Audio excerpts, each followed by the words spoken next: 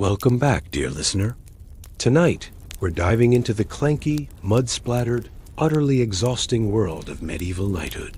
Not the fantasy version with dragons and shiny helmets and dramatic one-liners before battle. No, this is the real thing. The version with blisters, trench rot, religious guilt, and the constant gnawing feeling that everyone hates you, including your horse. You've probably imagined it once or twice, the romance of it all. The armor, the sword, a noble title, maybe a dramatic sunset behind a castle you technically don't own. But knighthood wasn't a reward, it was a job. And like most jobs, it came with rules, ulcers, debt, and the overwhelming pressure to die bravely for someone richer than you. This isn't your story if you're looking for a Hollywood montage, or a slow-motion battlefield spin with heroic background. Music, this is your story if you're ready to smell like moldy wool for 20 years straight and call it a career. Because being a medieval knight didn't just mean fighting. It meant managing land you barely understood, memorizing prayers you only half believed, and trying not to die of an infected toe after marching for weeks with no shoes and less food. You were noble, yes, but not comfortable. And the chivalry? That was mostly good PR. Knighthood was brutal, political, and deeply uncomfortable. It was also spiritual, lonely, and quiet in ways that don't make for great screenplays. This isn't a story about war. It's a story about life in iron shoes. So let's start at the beginning, because you didn't just wake up one day in armor. No, you had to suffer for that medal. You were born into it. Not greatness, exactly just obligation. Your family was probably minor nobility, too high-born to plow fields, too poor to matter. Your older brother inherited the land. Your second brother joined the clergy. You got the sword and all the migraines that came with it. At 7 years old, you're shipped off to another lord's manor to become a page. Not a soldier, yet just a servant in training, wearing your family's last hopes like an itchy wool tunic. You learn manners first, because looking noble is more important than being competent. You study table service, how to talk, how not to spill wine on the wrong person. You also scrub floors, feed dogs, and clean up after people who forget you exist. This is where the dream begins to die, softly. Later you'll become a squire, which mostly means carrying things for a knight and hoping not to get kicked by his horse. Eventually, maybe just maybe, you'll be knighted yourself. But first, you have to survive training, malnutrition, jousting accidents, and your own self-doubt.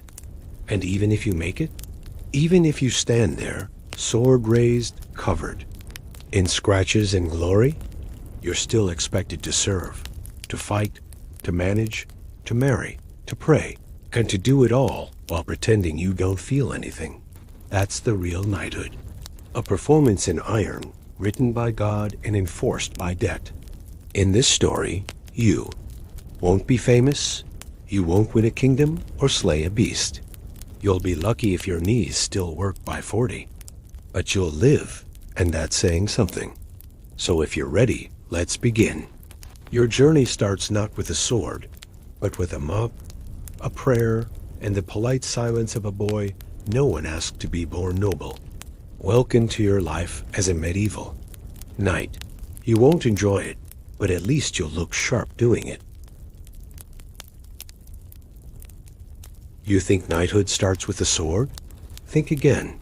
Your real initiation begins at 7 years old, when you're shipped off from your family's modest manor, the third son who wasn't quite rich enough to stay home. The manor smells of moldy hay and stale gravy. Your father, a minor lord with more pride than coin, smiles and sends you off. Congratulations, you're now someone's child servant dot as a page. You don't get lessons in battle. You get lessons in creaking floors. Your day begins before sunrise, tiptoeing down long corridors to fetch water and light candles. You polish everything armor, silverware, even the Lord's teeth if it's requested. You learn not to spill wine at dinner, not because you care about etiquette, but because spilling it means more chores. That's where you spend your first years memorizing Latin prayers alongside table manners you don't fully understand. Lunch is stale bread and watery broth, but you can't linger. Your stomach grumbles during grace, but the mistress's gaze is sharper. So you swallow fast, bow low, and pretend you don't dream of roasted meat. The noble kids get better portions, of course, because that's how these things work. It's not cruelty, it's tradition. You're not hungry, you're practicing restraint. Your real training is hidden in chores. You muck out barns and polish tack for the Lord's horse, learning to care for animals and armor alike. You feed the hounds hunters, not pets, which involves wrestling with scruffy beasts who don't appreciate your polite tones. You lift heavy buckets until your shoulders ache, because the only weapon you wield so far is a mop, and your arm is the one bearing the weight. On weekends, they're called holidays, but who's counting you practice handling a wooden sword? It's more splinter-inducing than warrior preparation, but it's consistent. You spar with other pages. Your sparring partner is just as hungry, sweaty, and awkward. You fall over each other, accidentally poke a noble cousin, and laugh quietly. Because too much noise draws attention. You attend small lessons, singing hymns, reciting prayers, sometimes scribbling letters by candlelight. Everything's religious, because the church is the biggest landlord around. They teach you that humility is a virtue, but humility doesn't keep you from shivering in thin clothes. Still, you recite, Domini dirigimi, keep God close, because he might watch your manners and your debts. You learn etiquette too. At dinner, you stand behind your lord at table, hand ready to refill his goblet faster than he can empty it. You learn to wipe his feet lavabo duty as he enters the great hall, cloth in hand, shoulders stiff with pride and grime. You learn to bow correctly. One too deep, and you look subservient. Too shallow, and you look sullen. You learn to smile, even when the soup is cold and your feet are freezing. Nights are long and drafty. You sleep in a communal chamber, they call it a dormitory, on a mattress stuffed with straw. It smells like hay, sweat, and damp wood. You wake to the rooster's crow or to the scurry of rats. There's no blanket, just a coarse linen sheet. You curl up in that, praying for dreams of something better than tomorrow's chores. Your only escape is the solitude of the castle library, tiny, dusty, with scrolls no one reads. You sneak in for a few stolen moments, tracing letters with your finger. You feel the weight of knowledge even before you know the words. There, you imagine a future beyond halls and horse manure, but you can't stay long. The steward catches you, hands you another bucket. Young as you are, you begin to crave respect, to be seen not as a servant, but as someone with potential. You feed that craving when older squires pass by and nod politely. You dream that one day someone will see past the mud, the chores, the hunger, and you wake up at dawn. You scrub another floor, wipe another goblet, recite another prayer, swear. You'll never stop trying, because every day you're inching closer from page to squire. One bucket, one bowed head, one prayer at a time. And that's how a knight is born, not from glory, but from grit. Not from swordplay, but from servitude. That wooden sword in your hand, it's just the beginning. And that haircut, it's supposed to be modest. It just looks cold. Soon, you'll grow stronger. But for now, you're learning to stand. Tall in the dirt, to take orders with a straight back, to swallow cold food and hotter temper. You're learning humility. You're learning obedience. But also, slowly, you're learning endurance. Because the world you're entering isn't just about lifting swords. It's about lifting yourself out of the dirt, through expectation, into a future you won't quite recognize.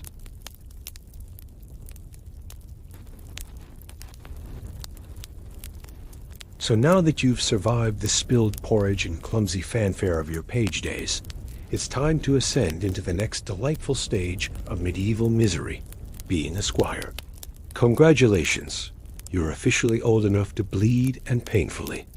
Aware that your life will now revolve around armor polish, horse dung, and mastering the fine art of embarrassment. Each dawn greets you with the muffled clang of your knight's boots and the unwelcome chill of dawn dew soaking through your woolen hose. While you once fancied tales of glorious combat, your real education begins with fetching water, scrubbing chamber pots, and learning the precise angle at which a sword's blade catches sunlight, because aesthetics matter, even if no one admires your work. Soon enough, your fingers will wrinkle from hours spent buffing metal until your knuckles resemble prune leather. Meanwhile, you attempt to feed a warhorse whose attitude suggests it'd rather trample you than nibble the stalk of hay you offer. The ale-fueled revelries of your lord and his cronies leave you nursing headaches that no prayer can fully alleviate. Your mornings are a blur of routines. First, the cold slap of a bucket of water on your face, often courtesy of an overzealous cook testing your vigilance. Then dressing your knight in ill-fitting gambeson and chainmail, whose weight reminds you that gravity remains undefeated. You struggle into your own padded jacket, a fashion statement best described as quilted sausage casing, before stumbling down the courtyard toward the stables. There, you learn that mucking out stalls is less about hygiene and more about trial by odor. If you survive the scent of fermented straw and manure without gagging, you are deemed worthy of tending to your knight's steed. By mid-morning, your attention shifts to the armory. Here, you discover that armor care is a science, or at least a very tedious craft. You must inspect each rivet, buff every plate, and address rust spots with vinegar and sand. Your sword blade, once gleaming, now bears the faintest whisper of tarnish. You curse your lack of elbow grease as you wrestle with polishing rags that never seem to cooperate. The process ends only when your knight proclaims you satisfactory, which in squire speak means good enough not to get slapped. Afternoons are reserved for martial training, or as you soon learn to call it, how not to disembowel yourself. Your knight, exhausted from his own skirmishes and keen on offloading responsibility, demonstrates the sword's basic swings, then steps aside, leaving you to flail against a wooden post. Your swings are either too high, too low, or so wildly off target that you risk falling face first into the dirt. Each failed attempt earns a sigh or a sharp word, both of which sting more than the occasional bruise. Your fellow squires watch, with thinly veiled amusement, their laughter carried off by the clop of horseshoes. When weapon drills aren't enough, you fumble with the lance. Your instructor straps you into makeshift harnesses, then urges you to charge at a mock enemy, usually a padded dummy affixed to a post. You sprint, lance at the ready, only to realize at the last moment that you've misjudged the angle. The lance glances off harmlessly, while you crash to the ground in a cloud of dust. Your pride is the first casualty, followed by a few teeth and perhaps a bruised rib. In the evenings, you reflect on how heroic tales conveniently omit the inconvenient.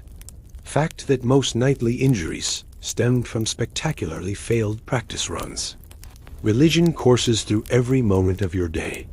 Before training, you kneel for a prayer beseeching divine protection, because nothing says divine like trusting your life to armor made of funeral pall parts. After each mishap, you confess your sins, admitting that you envied your neighbor squire's smoother sword skills and occasionally cursed the malleable nature of chainmail. Penance often involves kneeling on sharp stones, a punishment that instills both humility and an acute awareness of one's posterior. You begin to wonder if the church's favorite pastime is inventing ever more inventive ways to make your limbs ache. Mealtime brings little relief. You join the household at a long wooden table where the cook proudly serves coarse bread soaked in broth that clings to your ribs. The meat, if any, arrives chopped into chunks, so tough that your jaw grows tiresome before you can swallow. You chew in silence, aware that any complaint about the fare would earn a retort about the virtues of fasting. Instead, you pretend the gristle adds character to your diet, much like chainmail ads. Well, wait. Between meals and training, you oversee your knight's correspondence. His handwriting resembles the claw marks of a hungry boar, so transcribing his letters feels like deciphering a Da Vinci Code penned by someone with a broken quill. Mistakes can lead to diplomatic embarrassment, such as promising 5 barrels of wine instead of 5 battalions of infantry. So you tread carefully, praying your Latin conjugations hold up. As dusk settles, you join your knight in his private chamber for more ale and more tales of heroic deeds. Always his, never yours. He recounts battles with the fervor of a bard, glossing over moments when he fled mid-charge or got stuck in mud. You nod dutifully, even as your hands tremble from exhaustion. You realize that knighthood is not a grand stage for valorous acts, but a relentless treadmill of duties you barely understand and responsibilities you can't afford.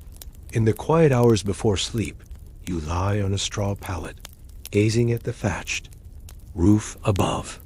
The distant chorus of crickets hums like a lullaby, while you ponder if tomorrow's mishaps will outdo today's.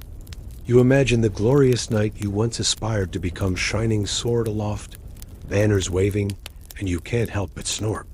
Reality, you've learned, is a muddy field, a dull blade, and a prayer half whispered before another day of proving you won't embarrass the family name entirely.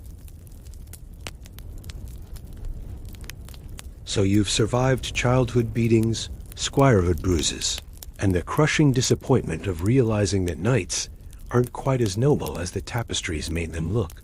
Somehow, your limbs are intact, your faith is mostly functional, and your sword isn't upside down in your belt anymore. The bruises have faded into calluses, and you finally learned to fall off a horse without crying most of the time. And now, dear listener, the moment has arrived. You're ready to become a knight. Not because you've proven yourself in battle, no one trusts you with that yet, but because your lord is politically obligated to promote at least one squire this year, and you happen to be the least disappointing option. Congratulations. It's time for the most expensive job promotion in history. It begins with a bath. Yes, a real one. Not just a rinse from a cold bucket or a quick dip in a mossy stream, but a proper, ceremonial, agonizingly symbolic bath. You're scrubbed down by a steward with all the gentleness of a bricklayer. The water is heated, scented with herbs, and intended to represent purification, though it mostly feels like you're being boiled like a ham. Once clean, or at least less grimy, you're wrapped in white linen, a symbol of purity. Your squire friend helpfully points out that it makes you look like a corpse prepared for burial. You smile politely and remind yourself that you'll outrank him tomorrow. Next comes fasting. You eat nothing for 24 hours. Not a crumb of rye bread, not a single overboiled turnip. Instead, you pray, you reflect, and you try to ignore the stomach noises that echo in the chapel like distant thunder. The idea is to purge your worldly desires. The result is a headache, shaky knees, and an overwhelming desire to punch the next person who tells you, this is for your soul. Then, the vigil. You're led into a dim chapel and left alone for the night, standing beside your sword as if it were a sleeping saint. You're meant to stay awake in contemplation, praying for courage, humility, and divine guidance. In reality, you pace, yawn, and briefly nod off, standing up until the sharp corner of the altar reminds you why you shouldn't sleep near stone furniture. The candlelight flickers against the polished blade, casting long shadows across the floor, and for a moment, you feel the weight of what you're about to become. Not the glory, but the expectation. You're not just pledging yourself to a life of war. You're promising to be a moral example, a servant of Christ, a defender of the weak. Which is ironic, since you once accidentally kicked a stable boy in the shin over a misplaced saddle. Still, the symbolism is thick, and the silence is heavy. This is knighthood, where pageantry carries more weight than practical sense. Come morning, you're half-starved, sore from kneeling, and somehow more anxious than proud. The ceremony begins at dawn. You're dressed in fine clothes, each color with a meaning you forgot 5 minutes after learning it. White for purity, red for blood, black for death, gold for your lord's credit limit. Your sword, freshly blessed, is strapped to your side, not for battle, but as a reminder that your soul should be as sharp as your steel, or something like that. You kneel before your lord. He raises his sword gently, which is good, because you're still nursing a bruise from yesterday's jousting mishap, and taps you on the shoulders. Once on the left, once on the right, then, with grave formality, he says the words you've waited your whole young life to hear. Arise, sir, nobody of wherever. And just like that, you're a knight, a real one. Not a squire pretending during practice, not a page dreaming of dragons. Your name now comes with a title, your duties with extra guilt, and your expectations with a price tag. Because here's the part the songs skip. Knighthood is ruinously expensive.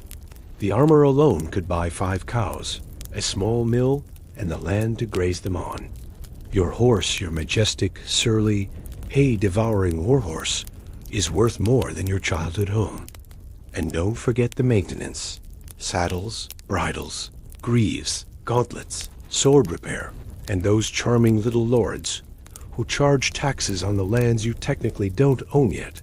Your family probably had to beg, borrow, and pledge their next harvest to fund this elevation. Your lord gave you the honor. Yes, but now he also expects your military service whenever he blinks in the direction of a battlefield. Your old tunic is gone, replaced with an embroidered surcoat you're afraid to sweat in. Your name carries weight now, and so does the armor, which feels slightly heavier than you remembered, perhaps because it now comes with crushing responsibility. There is feasting, of course. Roasted meats, watered wine, lukewarm praise. You sit at the high table, which is really just slightly higher than the medium table. People raise goblets and toast your future conquests, and you smile through the hunger headache that hasn't quite faded. Your fellow squires slap your back with mock envy and real relief that it wasn't their turn. But underneath it all, you feel the shift. You're no longer the student.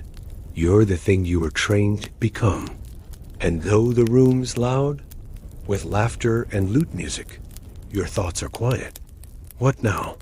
Where do you go from here? How does it feel to have reached the summit, only to realize that the view is mostly just more stairs?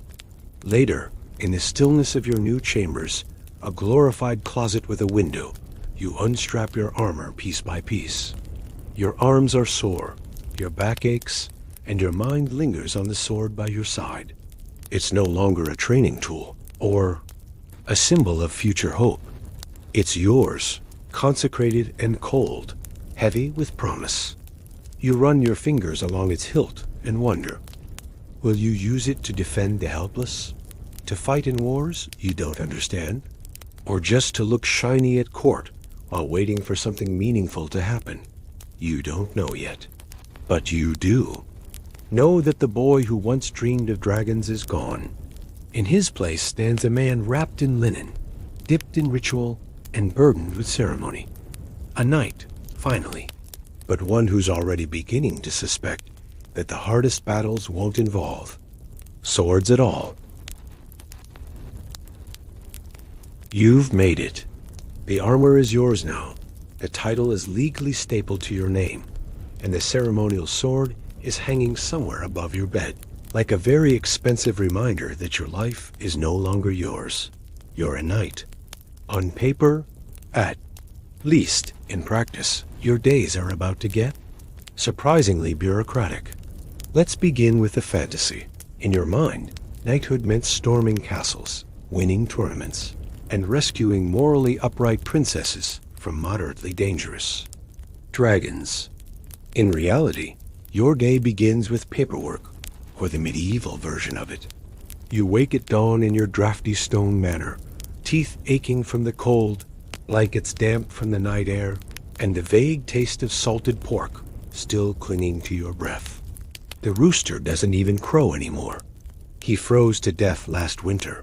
Your manor is not a castle. It is not majestic. It is not inspiring. It is, in fact, an architectural shrug made of poorly mortared stone and bad insulation. The windows are slits, the hearth smokes constantly, and the floor is covered in what you generously refer to as rushes, though really it's last month's. Hay layered with herbs meant to hide the smell of mildew and rodents. Your bed is stuffed with straw that makes your back feel like a creaky staircase. But you are a lord now, technically. Congratulations. Breakfast consists of stale bread, soft cheese if you're lucky, and a cup of something warm that vaguely resembles ale, but could also double as horse rinse water. You eat standing up because the table's full of parchments and ledgers, and your steward is already hovering with the day's news. Peasants are late on taxes again. A pig went missing near the mill, and the road to town is flooded again. You read the complaints with the same blank face you wore at your own dubbing. Peasants want justice, but mostly they want you to pay for a new bridge or stop the nearby bandits. Neither is high on your priority list because your own expenses are endless. The armor you wore at the ceremony, already dented. The horse you brought home, ate half your hay barn and kicked the groom. Your wife wants new curtains. The chapel needs a new roof. Your coin pouch sighs every time you open it. And so, your morning begins, not with the clang of steel or the trumpet of war, but with letters. You dip your quill in ink that smells like fermented despair and begin replying to other minor nobles, all of whom seem to want land, favors, or your sister's hand in marriage, even though she's already in a convent, praying that someone forgets she exists. Around mid-morning, you go out to inspect your fields, not because you're helpful, but because your steward insists the tenants work harder when you glower at them. You ride out slowly, armorless but cloaked in a layer of stiff wool, trying to look lordly while avoiding eye contact with the ox that once gored your foot as a joke. The peasants bow low, murmur your name, and go back to hoeing the frozen dirt with the resigned patience of people who know spring is probably a myth. You nod solemnly and pretend to understand crop yields. Your only real concern is whether your hunting hounds have been fed, and if the falconer still owes you that pheasant he promised before the equinox. One of the serfs tries to explain a problem involving irrigation ditches. You make a mental note to look into it, which is code for let the steward decide. Then you ride back, pretending the saddle isn't chafing through your third pair of undertunics. Lunch is heavier, usually salted meat or whatever's left of last week's feast pie. Bread again. Cheese again. Wine, unless it's a penitential day, in which case it's watered wine, which is to say, disappointment in a cup. Conversation is light, just your steward complaining about taxes, your chaplain warning about sin, and your wife listing things that need fixing. Afterward, you train, not because you want to, but because you must. Your body is aging faster than you'd like, and combat is not like embroidery. It rusts if not maintained. So you sweat it out in the courtyard, sparring against your own retainers while pretending not to pull muscles in your back. You practice riding, archery, swordplay each one, reminding you that your last real fight was against a doorframe that chipped your shoulder plate. There's always the faint hope that you'll be summoned to a tournament. And yes, they do exist. And yes, they are brutal. Jousting is the crowd favorite, a glorious event where two men on horseback charge at each, other with long, sharp sticks, hoping to send the other flying like a medieval pinata. Sounds glamorous until you realize the lances are designed to splinter. The armor is heavy enough to dislocate your spine, and the winner gets a kiss from a noblewoman who smells faintly of goose grease. But most tournaments aren't real combat. They're showpieces. And entry fees are high, injuries are higher, and the odds of leaving with your dignity intact are at best uneven. Still, they're good for reputation. And reputation is all that separates a respected knight from the guy who used to be a knight and now sells onions for a living. Evenings are for diplomacy, that is to say, dinners. Your manor plays host to other minor nobles who smell like they haven't bathed since Pentecost and insist on debating land boundaries over every single course of the meal.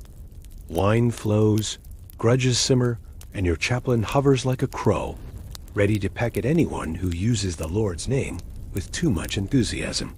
You play the game, not at the right moments, laugh at the wrong jokes, and hope no one brings up that time you accidentally ordered a levy of goats instead of guards.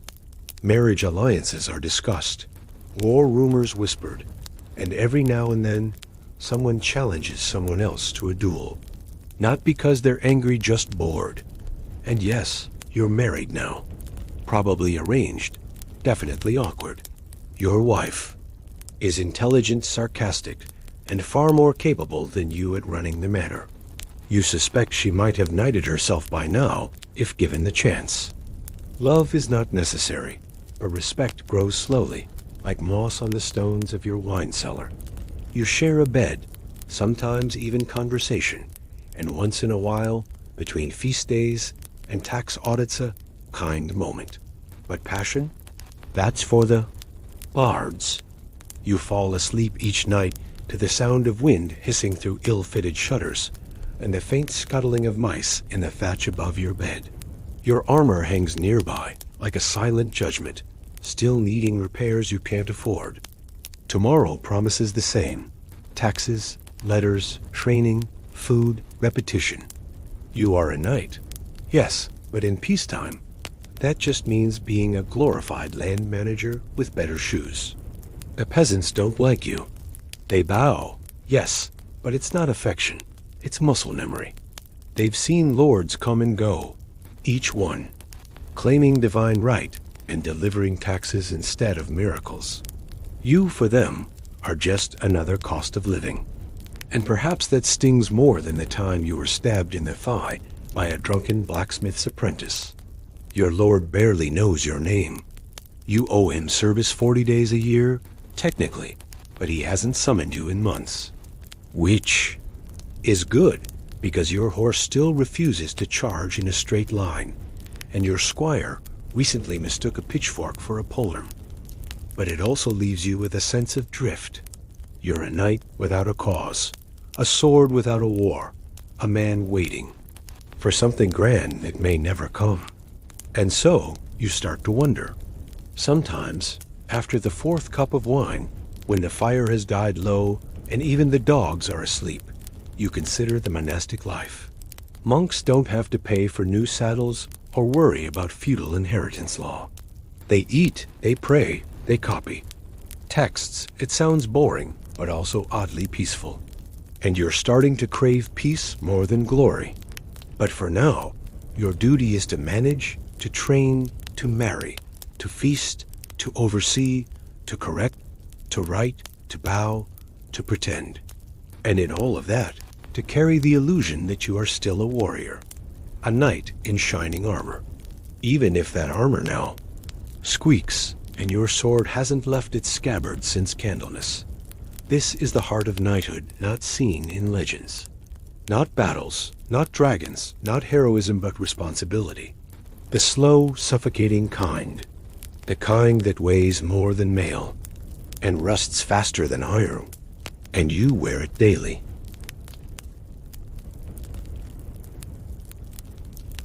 So the moment has arrived.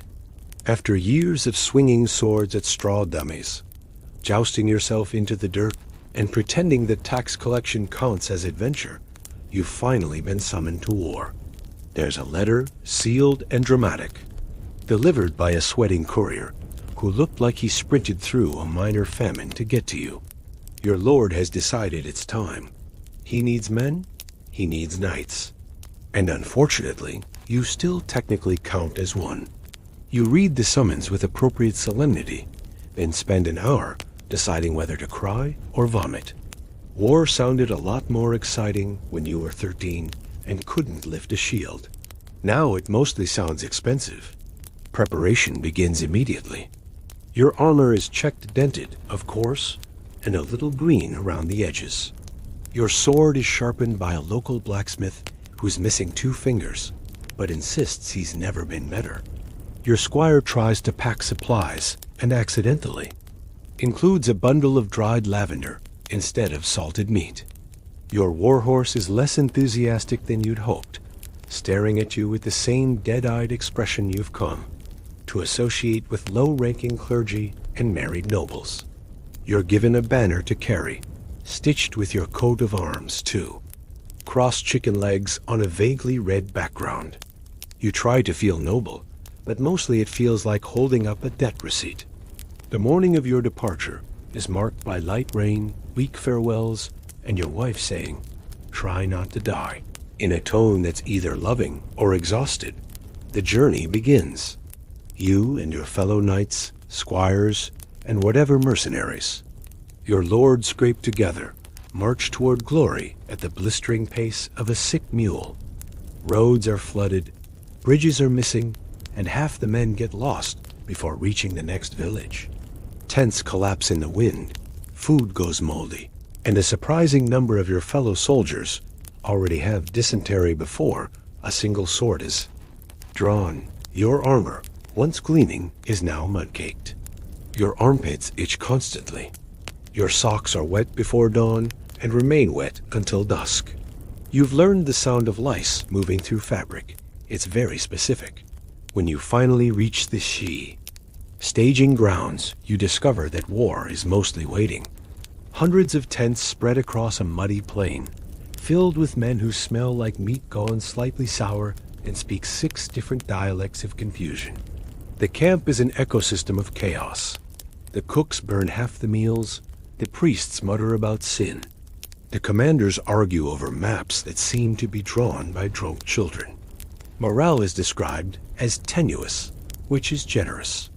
You're assigned a section of camp with your fellow knights, most of whom are just as frightened as you, but better at pretending otherwise. They polish their armor nightly, tell exaggerated stories of past battles, and drink until they can't see their reflection in the goblet. You try to fit in, but after the 3rd story about someone killing 5 Frenchmen with 1 swing, you quietly excuse yourself and go practice falling off your horse without snapping your wrist. When the battle finally comes, it arrives with all the subtlety of a runaway cart. Messengers shout, bells ring, and everyone runs in 15 different directions, trying to remember which side they're supposed to be on. You strap on your gear, mount your reluctant warhorse, and ride out with the others toward a field already thick with fog, mud, and the scent of collective fear. And then it happens. Your first taste of combat. Not the clean, choreographed duels you trained for, but the clumsy, chaotic nightmare of real war. Swords clash without rhythm. Men scream without poetry. You swing blindly, trying not to die, trying to breathe through your helmet, trying to remember which way is forward. Someone crashes into your side, and you fall hard into the muck, your visor filling with the scent of wet iron and regret. You crawl, you panic, you stab at shadows. Your training flickers in and out of relevance. Someone pulls you up, someone else knocks you back down. And then, just as quickly, it's over. The enemy retreats or dies or wanders off. No one's entirely sure. The field is a mess of bodies, blood, and belongings that no one wants to claim. You survive, barely. Your arm is bruised, your hip aches, and your pride is missing. Your squire finds you hours later, looking like a disheveled root vegetable. He offers you water, which you spill. The priest tells you to give thanks, which you do silently while trying not to weep into your gloves. The days that follow are worse. Wounded men moan through the night. Some recover, many don't. The camp has no real surgeons, just a man with a saw and a Bible. Infections set in fast, limbs go black, prayers grow frantic. You watch a friend lose 2 fingers to a rusty dagger, then lose his life to a fever by dawn. You begin to fear splinters. More than arrows, the glory fades quickly. War is now a routine of exhaustion and disease. Food is scarce, water worse. The latrines overflow, the lice multiply, and the priests keep insisting this is all God's plan. You're not sure anymore. You still wear the cross on your chest, but your prayers sound more like bargains now. If you're fighting in 100 Years' War, you'll hear stories of great battles Agincourt, Crécy, Poitiers. But what you won't hear is that most of the time, you're waiting for your superiors to figure out how not to starve 10,000 men in one field. You're more likely to die from spoiled oats than enemy lances. Or perhaps it's a crusade. Perhaps you've been blessed by the Pope, told that your sins will be washed away in holy bloodshed. But the boat ride made you vomit for 3 days, and the only enemy you've encountered so far was a mosquito the size of a chicken. The Holy Land is hot, dry, and thoroughly unimpressed by your sword. The local knights speak a language you don't understand, and your armor is now more punishment than protection. Eventually, you return home, thinner, angrier, and more cynical than before. Your beard has grown patchy. Your scars itch when it rains, and no one at the manor really cares. Your steward complains about missing tax revenue. Your wife comments on the smell, and your children eye you like a stranger. You tried to talk about it, but the stories sound hollow now. The battles blur together, and names escape you. No one wants to hear about trench foot or infected arrow wounds. They want tales of triumph, of divine providence, of you slaying giants. You nod, you smile. You let them imagine what they want. But late at night, alone in your chamber, you stare at your sword and wonder what it was all for. A coat of arms still hangs above your hearth, but you know it means less than the hole in your left boot. You fought for your Lord, for your faith, for your family, and yet you came back changed. You survived, yes, but something didn't. Some part of your innocence, your hope, your foolish sense of chivalric romance was left on that battlefield, half buried under a broken shield and a banner no one picked up. And so, you returned to daily life, to inspections and court cases and mildly spoiled cheese. But now, every scrape on your armor reminds you of that one man who screamed your name as he bled out and the silence that followed. There is no glory in war, only memory, and even that fades faster than you'd like. You survived the war. Congratulations. You're still breathing, still walking mostly upright, and somehow your armor only smells slightly worse than before. But the sword is heavier now. Not physically, though your back might disagree, but metaphorically. You brought it into battle under the banner of your Lord, under the sign of the cross, and now, after everything, you're starting to wonder whether God was listening or if he just had other plans. Because here's the thing. They don't write into the chivalric codes. Religion isn't just Sunday morning hymns in beautiful Latin you don't understand. It's everywhere. In your bed, in your bread, in your bowel movements, in your battle plans. Your entire sense of self has been wrapped tightly in theology since you were old enough to mumble a confused amen. You don't remember a time before. The church. It has been your calendar, your conscience, your therapist, and your landlord. And if you think that's a joke, wait until you miss a tithe. Your priest, who smells faintly of dust and boiled onion, reminds you regularly that knighthood is a holy calling, that every time you swing your sword, you are doing God's work, which is very comforting, until you realize how often you've pointed that sword at someone who looked a lot like you, just hungrier and less well-armed. Sin, you're told, is everywhere. Pride, lust, sloth, gluttony, doubt. You're guilty of most of them before breakfast. Confession is supposed to help. You kneel, whisper your failings to a man behind a curtain, and receive penance in the form of prayers or public humiliation. Sometimes both, sometimes neither. Sometimes he just sighs and tells you to stop swearing during Mass. And you nod, solemnly knowing full well you'll forget by next Tuesday. You pray daily, because not praying feels like an invitation to sudden death. You cross yourself before you eat, before you train, before you ride, before you speak to your wife when she's angry. You wear a small relic around your neck, some saint's toe, allegedly, and sometimes you hold it in your fist at night and wonder if he's as confused about all this as you are. You've donated to churches, kneeled at shrines, marched under the cross. You've watched your comrades die with Dies Vult on their tongues, and others die screaming without any mention of heaven at all. Some were brave, some were cowards, and some were better men than you, but none came back. The priest says their souls are with God. You hope he's right. The afterlife is never far from your mind.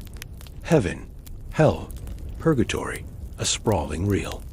A state map of eternity, and you're not entirely sure where your plot is located. Indulgences are sold by priests who smile a bit too much. Relics are paraded through town with as much pomp as your warhorse used to command. Every miracle comes with a surcharge, every blessing with a line. Sometimes you wonder if faith has become another form of tax. You whisper a prayer, pay your due, kneel at the right times, and hope that St. Michael doesn't tally too closely. Other times, alone in the chapel at dusk, you look at the crucifix and feel something you can't name, a pull, a weight, maybe even a hope that some part of this isn't just performance. Because guilt is constant. You've sinned, obviously. Not in the dramatic way ballads enjoying, no burning villages or kidnapped nuns, but in smaller, quieter ways. You've lied. You've cheated on a tithe or two. You've imagined a servant girl without her bonnet on. Your mind is a battlefield, and you're losing ground every year. Your chaplain tells you the soul is a garden, but yours feels more like a trench, muddy, cracked, and full of regret. You've tried to be good. You really have. But good is a shifting concept in a world where mercy is weakness and charity is a liability. Still, you light your candles. You whisper your prayers. You kneel on stone until your knees go numb, because something deep inside you believes or wants to. You carry your sword with the cross etched on the hilt, not because you think it makes you holy, but because it makes you visible to God. And when you fall, because everyone falls eventually, you want him to recognize you. You want him to know. You tried. Religious festivals come and go. Lent, Advent, saint days, feast days, fast days, penance days, days you forgot to fast and had to start over. The calendar is less a measure of time and more a checklist of how likely it is that you'll end up in hell. You attend Mass regularly, not always because you want to, but because missing it makes the servants talk and the local bishops send letters. And then there's the relics. Saints' bones, bits of wood from the true cross, holy blood that suspiciously resembles wine with unfortunate storage conditions. They're displayed in ornate cases, kissed by pilgrims, and guarded like treasure. You once touched one and didn't feel anything, but the man behind you swore he saw a vision. You didn't argue. You've paid for prayers, for monks to chant, your name at dawn, for candles to burn long after you're gone. Because that's the trick, isn't it? Heaven may be free, but getting on the guest list isn't. And you're not entirely sure your resume is glowing. Still, faith persists. Not because it's logical or proven or even consistent, but because it's the only thing strong enough to carry the weight of everything you've seen. You've watched brave men die screaming, cowards survive, and enemies pray in the same. Language as your priest. And in all that horror, you still want to believe there's something more, something waiting, something just because without that hope, all you've done is kill for a banner that forgot your name. So you hold on. To the prayers, to the relics, to the uncomfortable sermons, and the confusing parables. You hold on not because it's easy, but because letting go would mean falling into a silence far worse than death. And besides, God might still be watching, even when you aren't sure you deserve it. You're 45, which means by medieval standards, you've officially outlived your usefulness. You still carry a sword, but your joints crack louder than your boots. The armor no longer fits the way it used. Either it shrank in the rain, or you've mysteriously expanded after years of feasting on salted pork and coping with emotional trauma via cheese. Your back hurts in ways that can't be blamed on battle anymore. Sometimes it just hurts because it exists. Your knees click when you climb stairs, and your right shoulder aches every time the weather shifts or someone mentions jousting. You've become a walking barometer, just with more grumbling. Your warhorse is long dead. The new one is younger, faster, and infinitely more spiteful.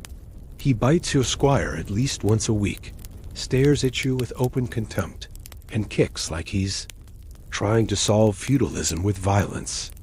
You suspect he was bred for tournaments, but ended up in your stable as some cruel cosmic joke. You train less now, not because you want to, but because training hurts more than usual and takes longer to recover from. You swing your sword once, twice then sit down and wheeze quietly while pretending to examine the angle of your strike. The young squires you train think you're wise. Really, you're just tired. You look at them, those lanky, wide-eyed boys full of dreams and tendon strength, and wonder if they'll make it past 30. Some will, most won't, and none of them believe it yet. They see the armor, the title, the sword on your hip, and imagine glory. They don't see the night terrors, the bone rot, or the fact that you can't sleep without dreaming of mud and blood and screaming you can't identify. Your manor still stands, barely. The chimney leaks, the roof creaks, and something died in the cellar months ago. But no one wants to investigate. Your wife runs the estate now. She's better at it. More practical, more ruthless, and less sentimental about peasants who just need more time to pay. The servants respect her more than they do you. And honestly, you do too. Your children are growing or grown. One is in training, following your path with the kind of enthusiasm that makes you deeply uncomfortable. Another wants to join a monastery, and you're secretly relieved. The rest orbit you politely, asking for money, land, or horses that don't bite. You try to connect with them, sometimes. Mostly, you just nod and offer advice that no one asks for. Your meals are softer now. Teeth aren't what they used to be. You avoid anything crunchy unless you enjoy the thrill of dental roulette. Wine is still regular if not required, and your physician recommends more boiled vegetables, which is medieval, for you're going to die anyway, but slower. You politely ignore him and reach for the salted beef. You still attend court, not out of duty, but habit. You sit on hard benches in cold halls, listening to younger nobles argue over who insulted whose cousin during last month's feast. Once, you would have drawn your sword. Now, you just sip your wine and quietly hope someone spills something expensive on their lap. Sometimes your name is still called for service. Not often, but enough to keep your armor hanging, polished and ready. like a promise you don't intend to keep. When summoned, you mount up, ride out, and hope the fighting ends before it begins. You're not slower, you're just more efficient with your reluctance. The villages nearby know you, some with respect, others with quiet resentment. They remember the taxes, the levies, the time your men accidentally burned a grain store while celebrating a minor victory. You've tried to make amends, charity at Easter, reduced rents in hard winters, but guilt lingers longer than generosity. You walk more slowly now. People assume it's for gravitas, but you know it's because your left knee locks on stairs. Your armor has been refitted twice, and each time it felt less like protection and more like ritual. You wear it because it's expected, not because you believe it'll save you. In your private hours, you reflect. Not in a poetic, candlelit way, but in the way tired men do when no one's watching. You think of comrades you buried, names you forgot, but faces you remember.